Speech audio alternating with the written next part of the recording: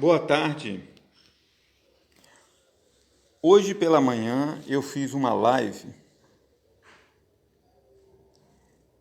falando sobre a questão dos mundos existentes na Bíblia Sagrada e ao que se refere os mundos.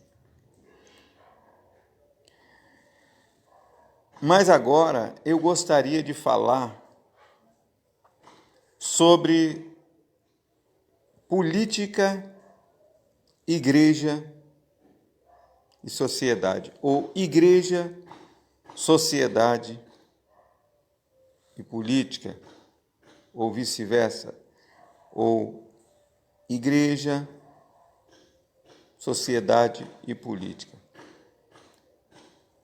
Por quê? Porque há muita confusão quando alguém que é da igreja, que significa eclésia no grego, que originalmente se chamava os do caminho, quando Jesus começou a distribuir os seus apóstolos para pregarem e organizarem uma igreja. Na verdade, em Mateus 16, 20, diz que ele usa o termo igreja pela primeira vez. Como eu fui professor de história da igreja, ele diz: edificarei a minha igreja e as portas do inferno não prevalecerão contra ela. Na verdade, é uma referência ao que Pedro havia falado. Ele afirma a verdade a Pedro e, em resposta, ele institui a igreja. Ele usa o termo em primeiro lugar. E a igreja, na verdade, significa reunião de salvos. Não necessariamente um templo. Em qualquer lugar, na minha casa aqui, ou em qualquer lugar que você está reunido, isso significa igreja. Inclusive, a própria lei, o artigo 5º da Constituição, inciso 11, diz que o lugar de culto é a igreja e que fica protegido por leis, ninguém nele podendo invadir, a não ser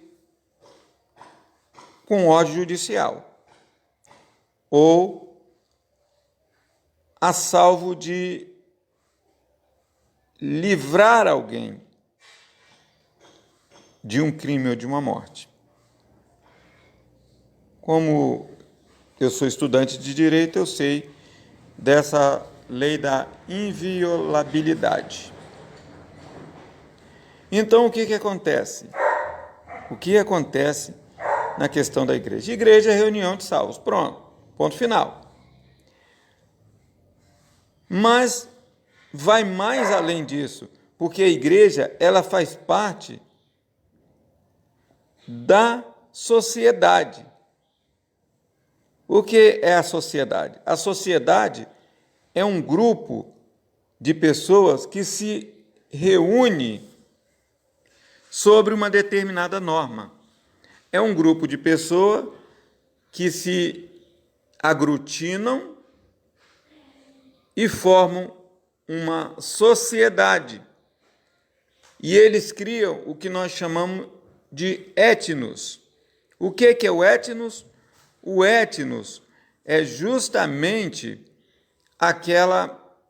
É como se fosse um telhadozinho, onde nós vamos nos esconder. É a nossa ética. Cada um tem a sua ética. Cada um tem o seu etnos, no grego. E a sociedade se rege por normas. Normas estabelecidas entre a própria cidade, entre a própria sociedade. E que passam a viver conforme aquelas normas. Por exemplo, a sociedade dos indígenas, eles têm suas normas. A sociedade dos pomeranos, eles têm suas normas. As sociedades afros, eles têm suas normas. A sociedade cristã, eles têm suas normas. Então, daí surge o termo sociedade. Nós somos da eclésia, que é a igreja, fazemos parte da sociedade, e fazemos parte também da polis. Aí entra a política. Por quê? Um cristão não pode opinar sobre política? Pode sim, porque ele faz parte da polis. A polis é justamente o Estado democrático de direito na cidade, que antes, na Grécia, havia, na época de Platão e de Sócrates e de Aristóteles, havia a república, um Estado republicano, onde só o exército, onde só o imperador, onde só aqueles que estavam responsáveis pelas instituições mandavam. Mas com o evento da democracia, onde se debate, se conversa, surge a polis. A polis é o governo da cidade, ou seja, a cidade é quem governa. Na verdade, quem governa não são os governantes, porque eles são eleitos pelo povo, que é a polis, que é a cidade. Então, o governo da cidade é exercido pelo povo, que através dos seus representantes, através de uma assembleia organizada, ela se põe a orientar os políticos através dos seus votos. Porque não é uma ditadura, é um mandato de 2 ou de 4 anos. Não é? Caso haja alguém deseja se eleger um outro cargo. Então quando nós estamos ouvindo a polis falando, nós estamos numa democracia. Isso é política. Só que nós não podemos, na nossa nação, Brasil, criarmos um Estado totalitário. Nós não podemos criar, por quê? Porque o nosso Estado, primeiro, ele é laico. Laico significa que todas as pessoas podem participar do Estado democrático de direito, ou seja, cada um pode escolher a religião que ele quiser. Cada um pode escolher o que ele quiser, porque nós estamos em uma democracia. Agora, o nosso Estado também a nossa Constituição diz que a República Federativa Democrática do Brasil. Então, nós somos uma república que temos instituições federais, estaduais, temos o SUS e temos outras instituições que estão junto com o governo. Tá certo? E nós temos a democracia, o Estado democrático de direito, ou seja, todos têm direito de opinar. No artigo 5º diz: é permitido a livre manifestação de opinião, sendo vedado o anonimato. Então, a lei só não permite que você seja um fake news, ou que você não mostre a sua cara, porque cada vez que você mostra o seu rosto, você está assumindo as responsabilidades por aquilo que você fala. Então, no nosso país, por exemplo, nós temos um presidente da República que todo dia dá uma declaração polêmica. E por isso ele é responsável. E vai se responsabilizar no futuro. E ele é responsável também no momento em que uma, ele cria uma situação que leva outras pessoas a se arriscarem.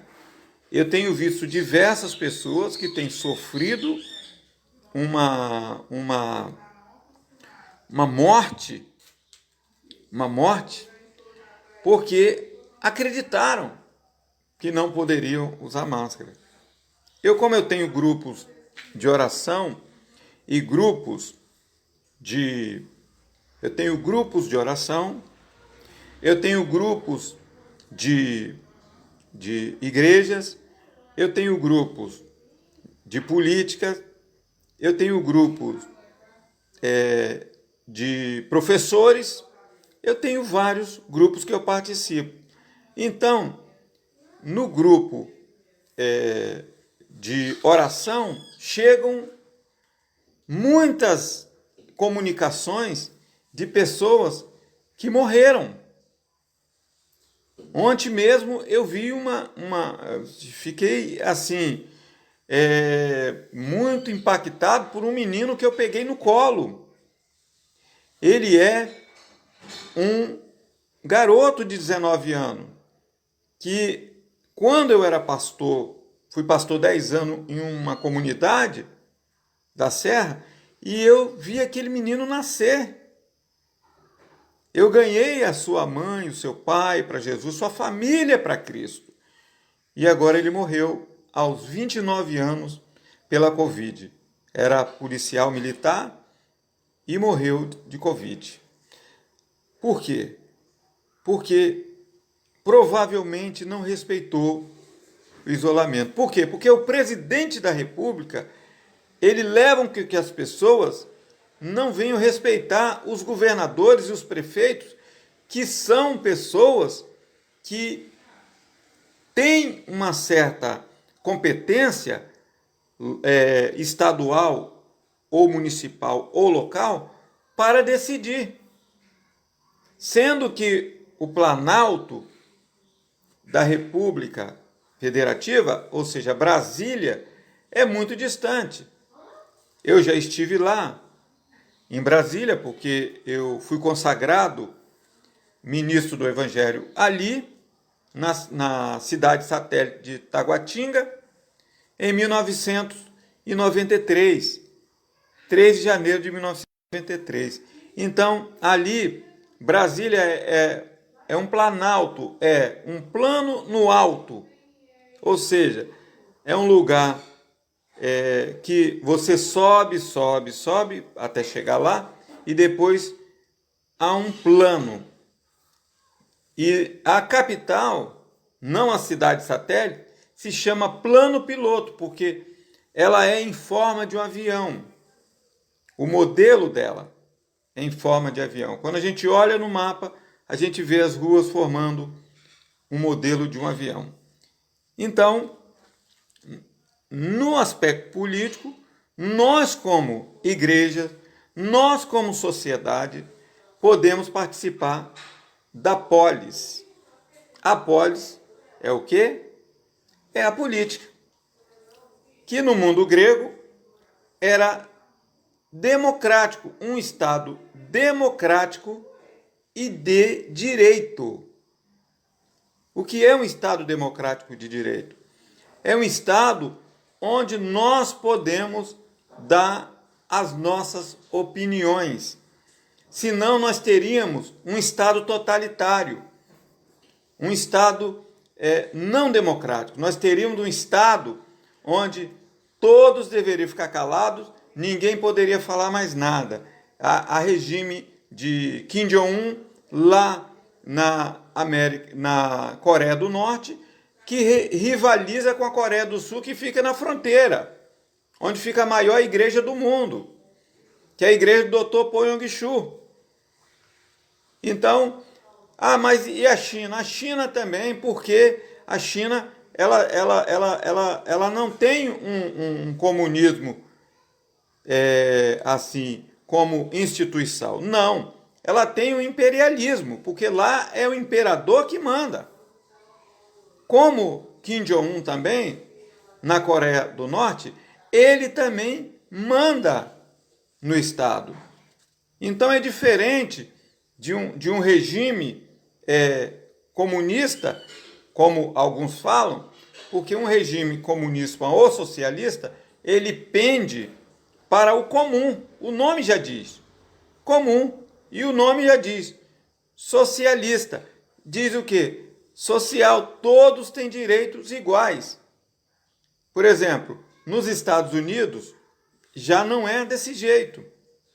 É um regime democrático, porém com várias privatizações ao longo dos anos, como é o exemplo do SUS. Lá não tem SUS, como nós temos. Se nós não tivéssemos o SUS agora, como é que as pessoas pobres do nosso país, numa população de mais de 200 milhões, iriam se tratar? Então, nós somos o maior país da América Latina. Temos 23 indo aqui do Brasil até o México, junto com o Caribe e a América Central. Somos 23. Então, toda essa população, ela deveria se unir. Sim, se unir, porque é uma América. A maioria falam o castelhano. Só nós, Brasil, falamos o tupi-guarani, ou o português, chamado de português, porque não falamos o português de Portugal. As demais nações todas falam o espanhol, ou o castelhano, ou o portunhol. Então, nós vemos que já há uma diferença. Por quê? Porque nós queremos falar o português, né? Porque fomos colonizados por Portugal, colonizado por nações francesas, inglesas, que vieram aqui para quê? Para extrair o pau-brasil. Por isso somos chamados de brasileiros. O que significa? Aquele que corta o pau-brasil. É o barbeiro, corta a barba, o cabeleireiro, corta o cabelo, açougueiro, corta a carne. Então, o prefixo eiro significa que eles vinham aqui, cortavam o pau-brasil e iam embora. Levavam as nossas riquezas. Até que Dom Pedro deu o grito de independência. E nós nos tornamos uma república. E depois, o Marechal Deodoro da Fonseca proclamou, na verdade, Dom Pedro proclama uma dinastia, onde havia o rei, e Deodoro da Fonseca, muitos anos depois, tem a proclamação da República, que nós temos duas datas, 7 de setembro e 15 de novembro. Tá certo? E em 1988 nós tivemos a nossa Constituição Democrática, saindo assim do Estado republicano, que seria Forças Armadas mandando, e nós passamos para uma República Democrática de direito, ou seja, todos os brasileiros têm o direito de opinar através do voto, através da mudança. Você pode mudar, você pode escolher aquela pessoa que você quiser. Pode ser um professor, pode ser um pastor, pode ser um doutor, pode ser alguém que trabalha como gari. Você pode escolher quem você quiser de 4 em 4 anos. Isto é um Estado democrático de direito. Lembrando que o Estado é democrático, mas ele é de direito. Direito de um, direito do outro. O seu direito termina quando começa o meu. O meu direito termina quando começa o seu. Isso é o Estado democrático de direito. Mas, voltando à questão da igreja, a igreja é um organismo vivo que não tem nada a ver com isso, mas por sermos cidadãos, porque nós, além de cristão, nós somos também cidadãos, da polis. Então, temos que exercer o nosso direito democrático de votar, e se temos um título de eleitor, também podemos nos candidatar, podemos ser o que nós quisermos, dentro da liberdade democrática. Não podemos criar um estado de anarquia, mas podemos levar as coisas boas que sabemos para a polis, para a cidade, para o estado e para o país. Isso é governar. Governar com sabedoria, governar com amor cristão, governar para abençoar os pobres. Isso é que um cristão precisa fazer. Mas, como há uma hegemonia muito grande de certos grupos, então nós temos dificuldades nessa condução da democracia. Mas, em síntese, é isso que há no nosso Estado democrático de direito, que, por sinal, agora estamos numa pandemia. E o que nós temos que fazer? Nos precaver, porque, como eu disse, conheço pessoas queridas minhas, pessoas queridas, pessoas que eu carreguei no colo e que, infelizmente, pegaram o coronavírus e foram embora. Que nós possamos, como igreja, como sociedade e como habitantes da polis, nos precaver. Como? Usando a máscara para evitar um contágio. Porque o problema do Brasil é porque o Brasil não se preparou. Em 1 ano e meio de governo que estamos agora, não procuraram aparelhar o SUS. Se nós não tivéssemos SUS, como queriam privatizar o doutor Paulo Guedes e o presidente da República, nós estaríamos simplesmente em primeiro lugar, como está os Estados Unidos agora, porque lá eles só têm plano hospitais particulares. Queria se privatizar, estão querendo ainda o Banco do Brasil para que o ministro da Economia compre o Banco do Brasil, porque ele é bilionário. E ele comprando, o Brasil fica na mão dele. Quiseram privatizar os Correios, querem privatizar o SUS. Se nós não tivéssemos o SUS, hoje nós estaríamos numa situação difícil, porque não teríamos leito nos hospitais particulares. E o pobre não teria como pegar o seu remédio ali no posto de saúde. E nós teríamos uma grande dificuldade. Porque quem está com um mandato político, ele tem facilidade para ir para um plano de saúde e, mesmo assim, ainda estão correndo risco. Inclusive, governadores e políticos de renome e atores estão morrendo. Porque não é um problema só do pobre. Esse problema veio através dos ricos, porque eram eles que viajavam para países longínquos e trouxeram o vírus para nós. Mas, como nós não temos uma política pública de verdade há 1 ano e meio, nós temos apenas um estrelismo que todos os dias, ali na frente do Planalto, fazem bagunça e não se preocupam com a sociedade em si. Aí nós não nos preparamos. Nós temos que nos preparar, não é? Mas eu lembro que o presidente, antes de se eleger, ele dizia o seguinte: nós temos que ter gente na fronte e na retaguarda. Ou seja, gente na frente e gente na retaguarda.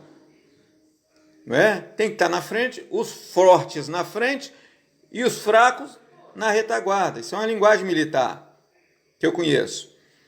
E os fracos têm que marchar com a boiada.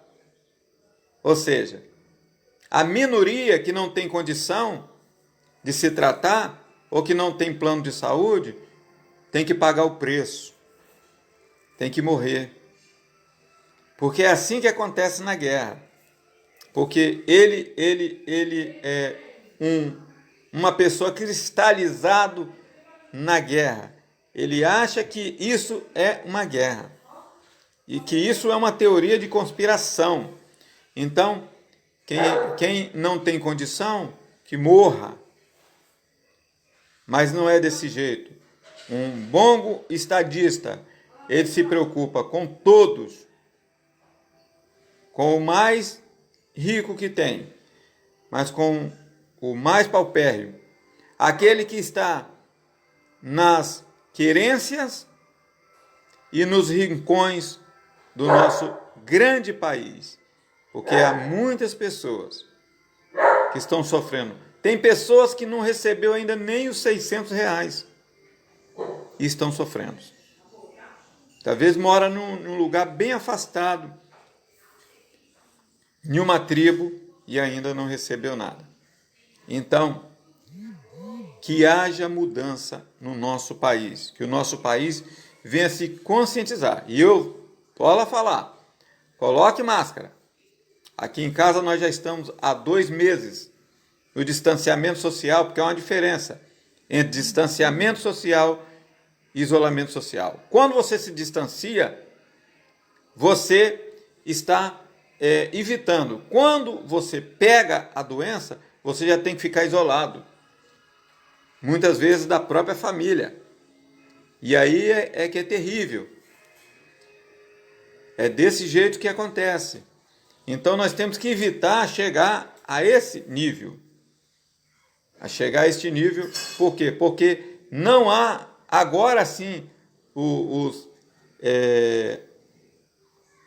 EPIs, que são equipamentos de proteção individual, né?